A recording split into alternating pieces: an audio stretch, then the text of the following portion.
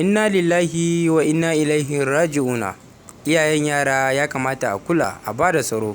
Daga zarar in za ku tura yaranku makaranta, ku tabbatar da cewa sun isa ko ba su isa ba. Don Allah ku duba wannan bawan Allah inda ya ji yarinyar mutane a cikin keke nafe. Wai ya siya mata abinci tana jin yunwa.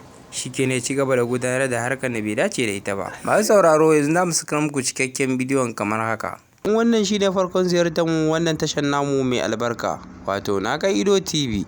Namu so don Allah da ku danna mana subscribing kana da alamar kararrawa, hakan ne zai ba mu damar isar da sako zuwa gare ku.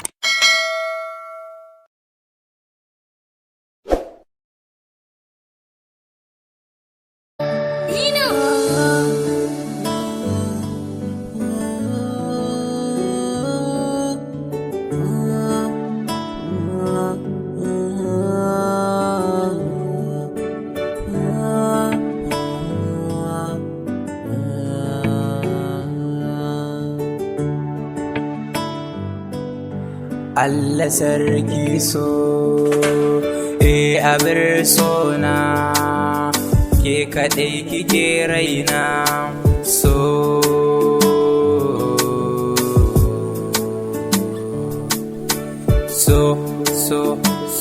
Hau sauraro, idan wannan shi ne farkon ziyartar mu wannan tashar namu mai albarka, wato Na Kai Ido TV. Namu so don Allah da ku danna mana subscribing kana da alamar kararrawa, hakan ne zai ba mu damar isar da sako zuwa gare ku. Mun gode.